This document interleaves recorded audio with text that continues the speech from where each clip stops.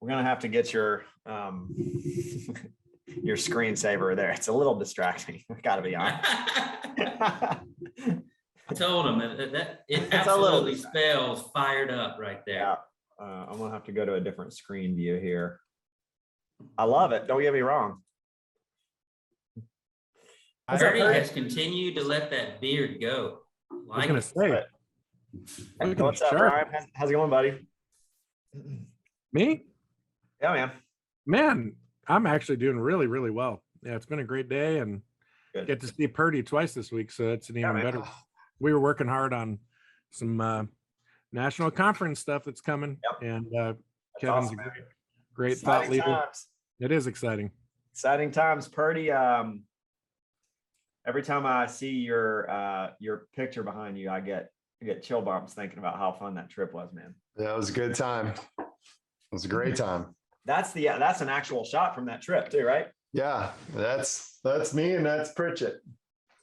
Man, is this the trip where on the last day the wind was so strong the helicopter kept almost doing a 90-degree tilt? Yeah, that last day was a little sketchy. I saw my life flash before my eyes for a couple minutes. Every time I see that picture, I think of the movie Point Break. Of course, the older Keanu Reeves, the right version, not the new one. But that's right. Well, I want to dig in a little bit with you guys on just a couple announcements, and then Spivey, I think we wanted to kind of do a little Q&A, so we can do some of that. If you guys have questions regarding building, leading, anything you're dealing with right now, throw it up in the question box, and we'll try to get to it. But I think you had a few questions from previous calls and stuff that we could kind of kick off with if we wanted to. What I did was kind of pull the most recent talks with you guys and kind of noticed a few common questions that were coming in the chat feed. So if you don't mind, I'd like to start with a couple of those, and then we'll take some live. Absolutely love to. Just want to mention a couple things as reminders to you guys before the national call.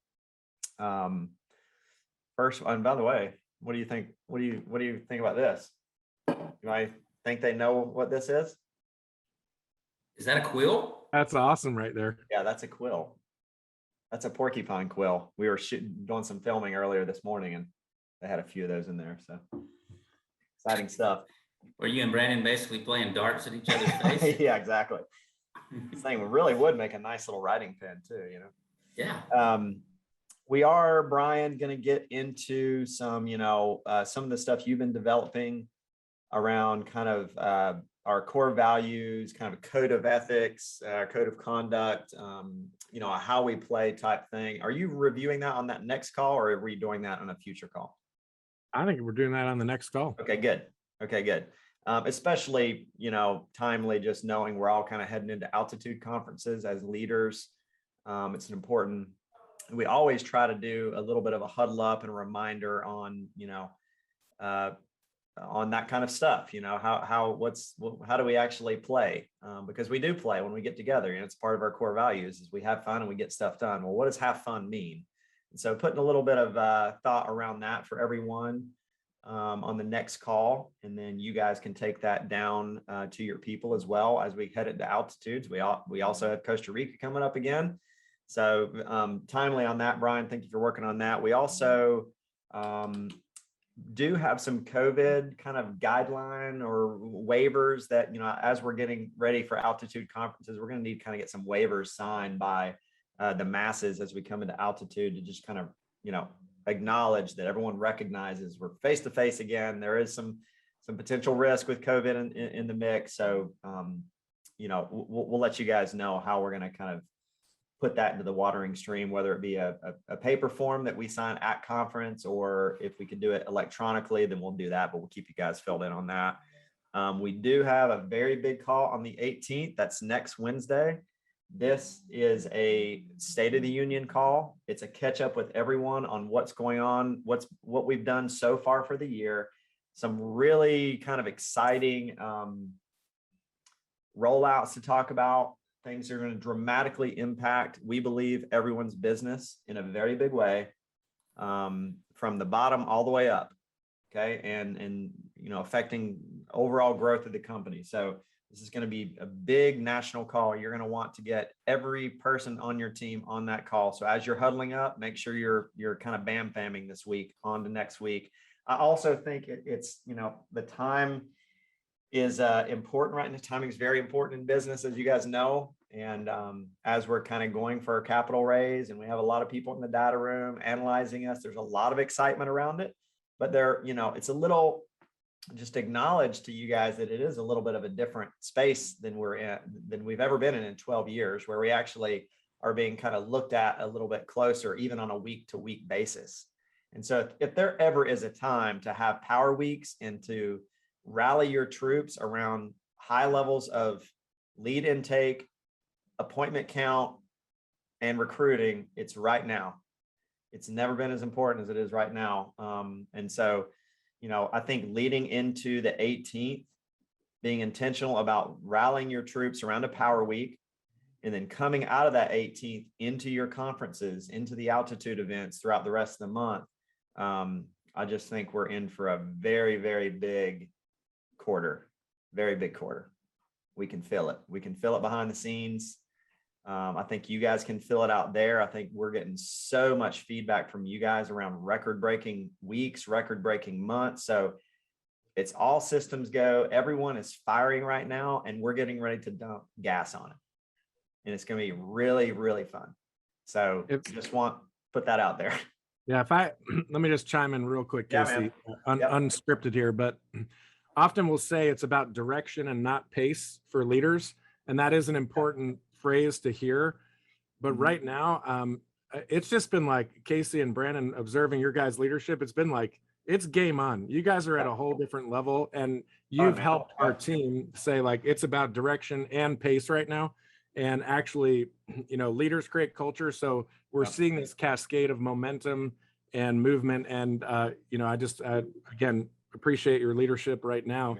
And it's one of those seasons. It's about direction and pace, right? For all of us. So, yeah. Well, I think I really appreciate that, man, but I would put it right back on you and everyone else I'm seeing on the screen and all of you guys out there leading, because, we seek our energy level and our belief level in what we're doing from what is actually happening. And when we roll things out at the beginning of the year, like word of the year, invest, and what that means and some of the initiatives and changes we want y'all to focus on and that we're focusing on behind the scenes. And we actually look quarter after quarter and see unparalleled growth that we have not seen since the early years of our company, where we were going from 5 million to 10 million. It's a little easier to do at that level. We haven't seen the type of growth that we're seeing right now in a very long time. The market is very, very excited about that. We're very excited about that. But again, it's really kind of you guys running with the plan is really, I guess, what I'm trying to say. So keep running with the plan, and we'll keep running with our plan, and we'll keep making it better. So anything else, Purdy, Spivey, anyone else on the screen that wanted on timing right now? Fired up for what you said, and to echo what Brian said, just to see the hours put in, and in here early and leaving late on Fridays, and just exactly what you mentioned, as far as you're not asking us to do in the home office anything that you're not doing yourself and Brandon's doing, and so a lot of respect for that. And we're all pulling and rowing together, and ultimately this time right now means so much, not just to the company, but every individual in this call. Your efforts right now will help determine what those E's and O's could be like, or what they'll be worth in the very near future. So let's all push hard. That's it. Well, let's get us some Q&A and see if we can't help push a little bit harder. I know, like you said, Spivey, you have a few questions lined up, but we'll try to get to some of those, and maybe a question or two in the box here. Shoot. Yeah, I'd love to get. Hey, anyone else on the screen? Purdy, y'all are smoking it right now. Pappases, anyone on the screen that wants to chime in, please, by all means, do. Yeah, definitely wanted to have Purdy on too today. You're going to see in the leaderboards here in just a few minutes that on the next call, smashed it last week. Yes, smashed it. So got a bunch of killers on right now, so why not take advantage of it? Absolutely. So Casey, one of the first questions that I commonly see in the chat is, how do I balance being a high level producer and continue to recruit at the levels that we need to? For example, you and Brandon both were top producers at the practice company, you know, but at the same time built organizations that were massive in a short amount of time. How do you find that balance? What's some advice you can give? I love that question. That is something that I think, you know, most people struggle with in the beginning, is, you know, if I got to put 20, 30 hours a week into running my appointments and then another 10, 15, 20 hours a week into, you know, starting to build the team, how do you balance those things? I would say you need help. You know, if you want to do it consistently weekly, you need to interview consistently weekly, and you need to do that in enough volume. And I've found in order to get to that level, Brandon was the same way. We needed help to do that. We needed a recruiter. We needed a marketing budget. Even if that recruiter was part-time, I needed somebody that could actually do a lot of the pre-screening, you know, take the marketing budget, invest it wisely, and whatever, you know, whatever's popping right now, it's usually just kind of putting a bunch of bait out there and seeing what hits, because the 80-20 rule applies in that world. A lot of times you'll look and you'll say, well, 20% of my marketing budget and recruiting budget is yielding 80% of my interviews, and 80% of my budget is only yielding 20% of the interviews. So kind of staying on top of that, learning where to invest that money, and then having a recruiter, even if it's part-time to start with, to actually backfill your calendar with a set 3 to 4 hours. It could be, you know, Brandon and I were in the field Monday through Wednesday, pretty much, when we were building or when we were producing and building. And that's how we did it for the first probably 2 years of starting this company. We were in the field, you know, basically full time, or full time for us. And so, we would have that recruiter invest that marketing budget where we wanted them to, set ourselves up interviews. It was usually Thursday, if I remember correctly, but it was a block of, you know, we wanted 20 interviews each a week. So 40 interviews total. And without someone blocking our calendars off, backing us into a corner, making us do our interviews because we invested in doing it, we would have probably went and played golf on Thursdays instead, or we would have, you know, went to the lake, or we would have done something else instead of working on the future of our business, you know. But if you want future security, if you want permanent passive income, you've got to put work towards that. You can't just work in the temporary quadrant on personal production and expect business income later. You've got to put hours into that.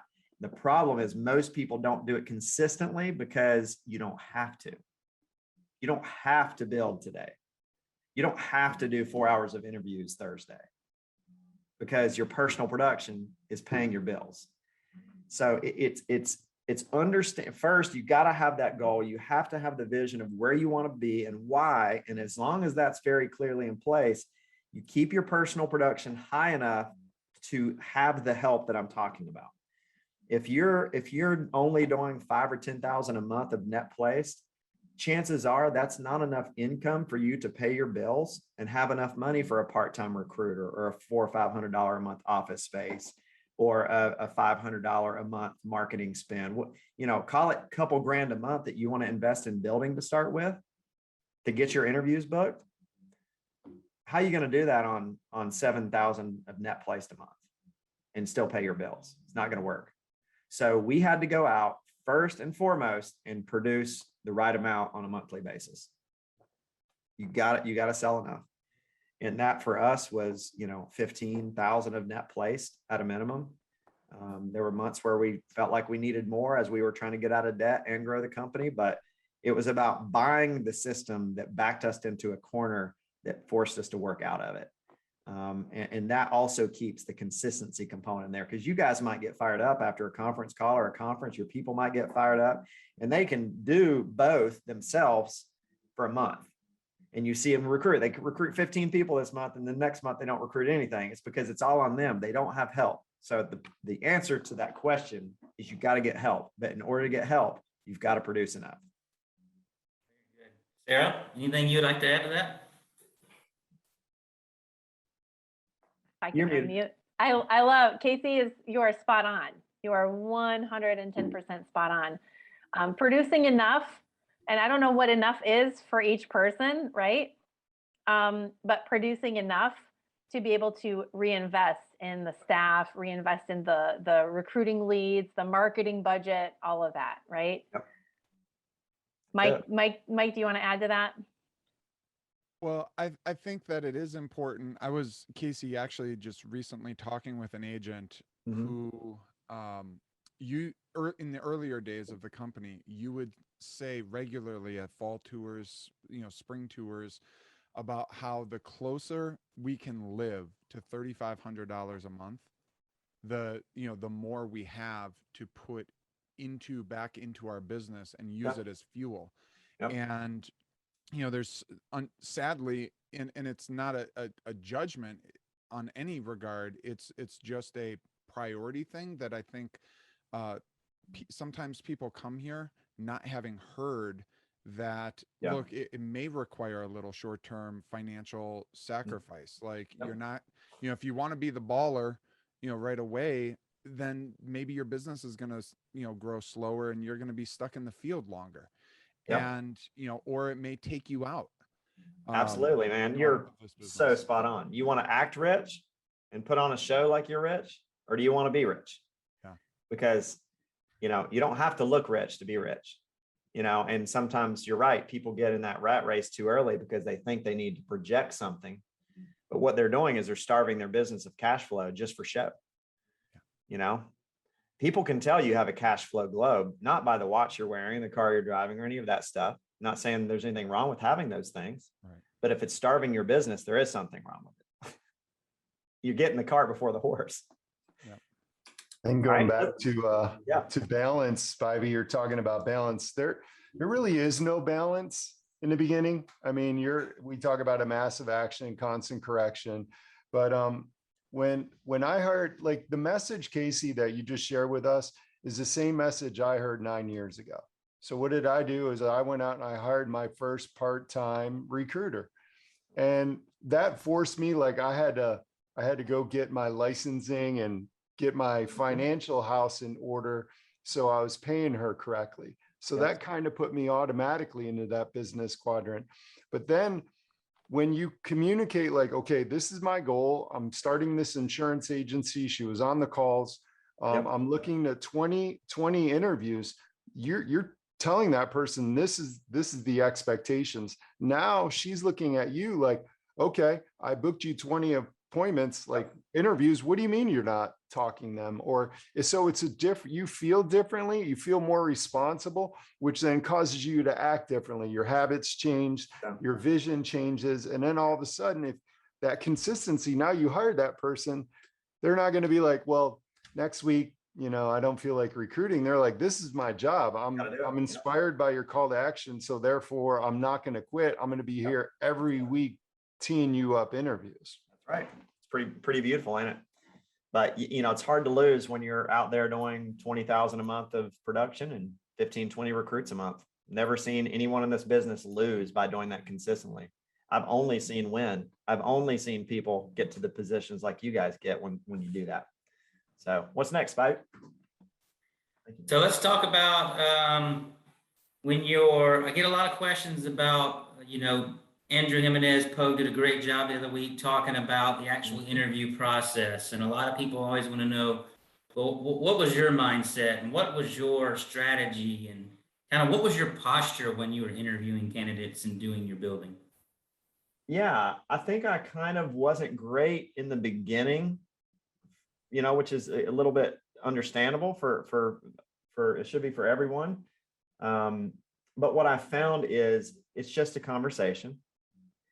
And if I believe it, then, and the way I believe it is going back to personal production.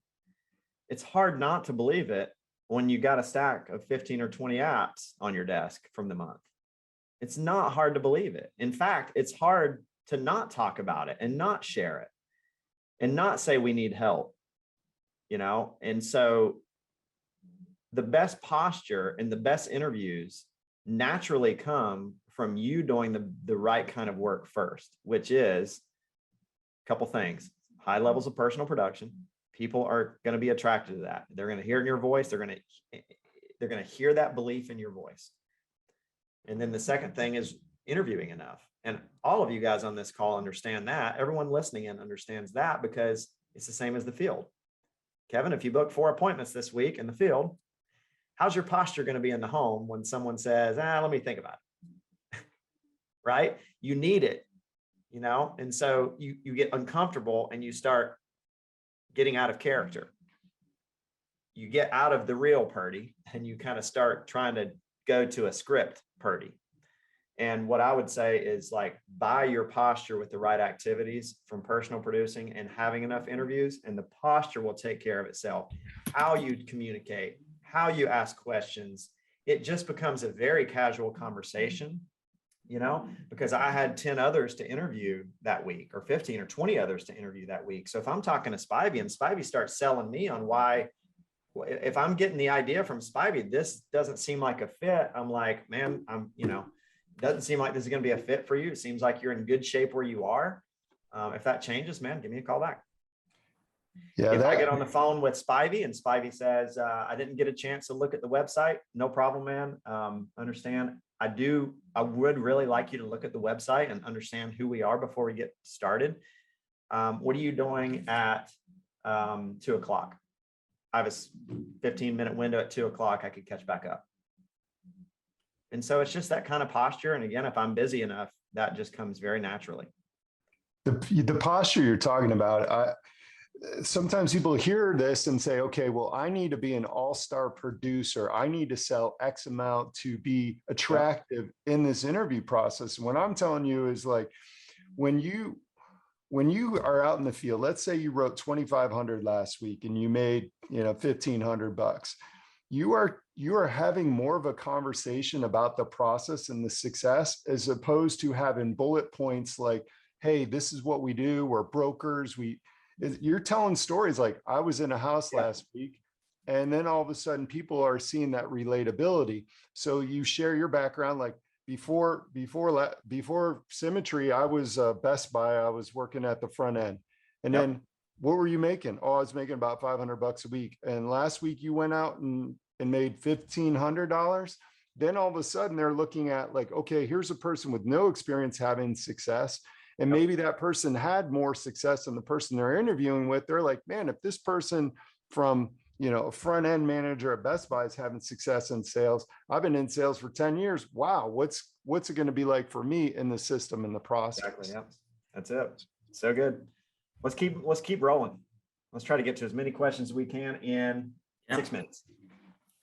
Ready? Go. So oftentimes get asked, how do you know when it's the right time to get out of the field?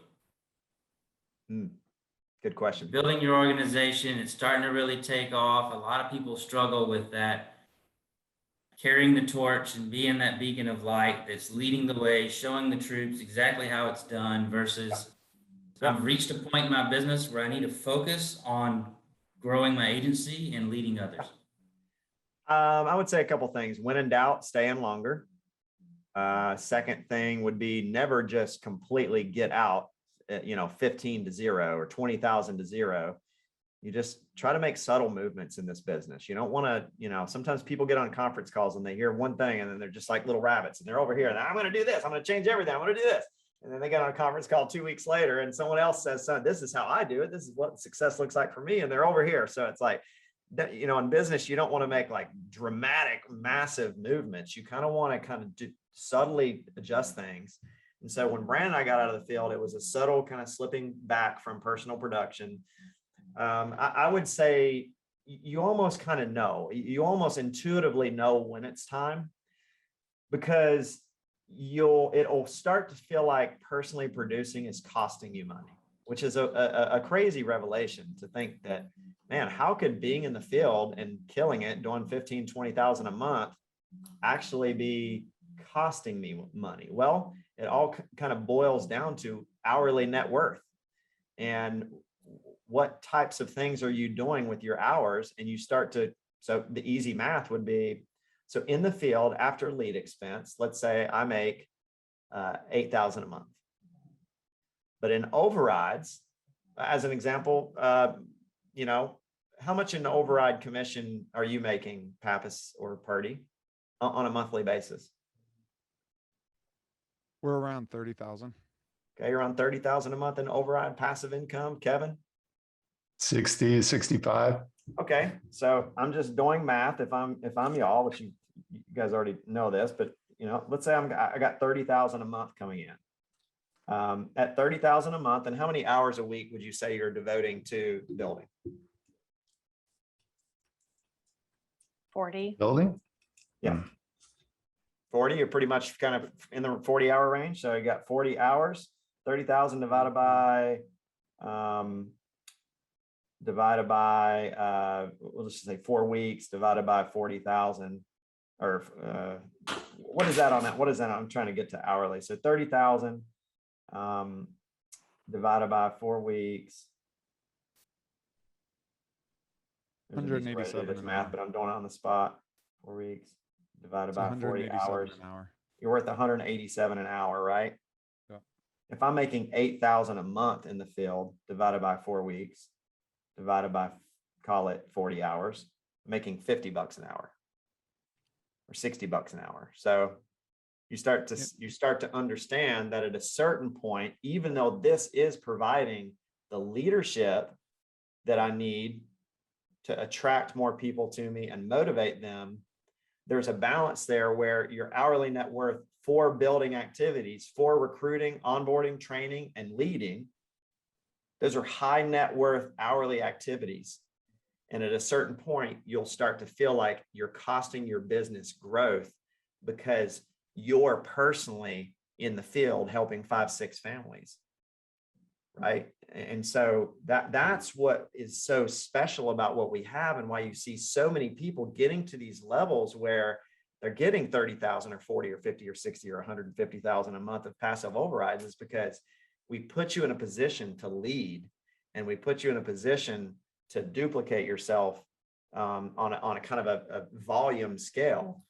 And so, yeah, your hourly net worth starts to go up, and personal production almost becomes, I don't know if this is the right word for it, it almost becomes selfish feeling a little bit. When Brandon and I were running in the field, at a certain point, it was like, wait, you're going out and you're putting money, Brandon, in your own bank account, because that's how we ran it. Brandon had his own personal production. I had my own, because it wouldn't have been fair for us to split that part, right? Could have got a little weird. So Brandon's personal production went to his bank account. Mine went to mine. Well, if all of a sudden Brandon's leaning into the field 40, 50 hours a week, 60, 80 hours a week, and not helping behind the scenes build the company, you know, then it's like at a certain point, it almost becomes a little bit of like, okay, we've got something bigger and more impact we're all fighting for here. And so at a certain point, that's when you can kind of make that transition. But you'll know it. It'll start to feel that way. Again, rule of thumb is don't get out early, and don't ever go from, you know, 0 to 0 in the field. I would even say, you know, that number for a lot of people could be upwards, if you're looking for a range, upwards of 200, 250 on a monthly basis submit. Could be more than that. I think Brandon and I were probably running 400,000 to 500,000 a month of agency volume before we even started tapering. I'm sorry, I took way too long on that question. No, it's got us right up to so 1 commonly asked. I'm glad, and there's so much example. I mean, you know, I love that gut instinct of always, if you're in doubt, stay in the field. It's probably too early if you're still in doubt. Yep. And I see in the comments a lot of people say that the answer is never, and there's a lot of truth to be said in that. I think it really speaks a lot for somebody I just spent some time with the past couple of days, Edward Pritchett. Yep. You know, look at the size of his organization, be over a $40 million organization this year. Absolutely. And he won the John Hancock contest and won a Suron this year. Love that.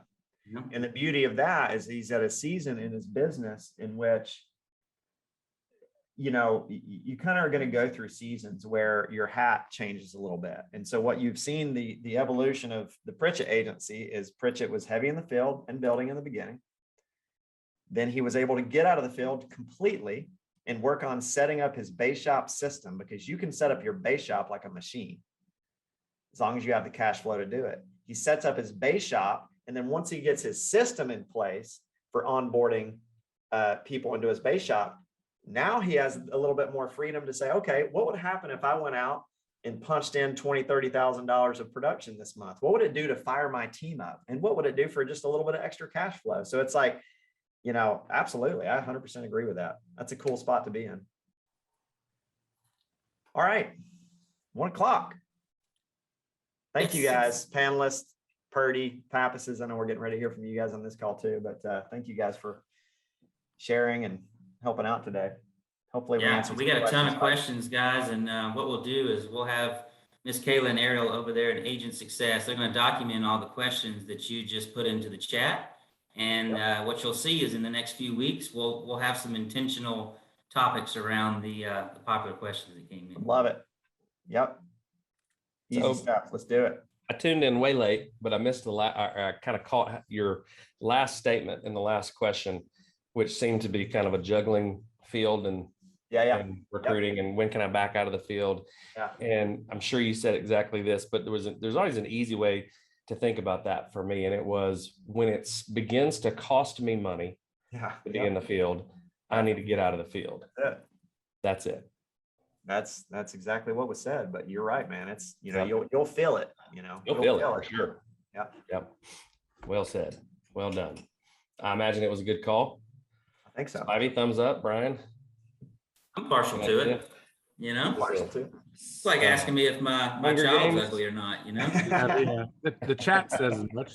The chat says as much. So good job, gents. And good job, gents. Quick question.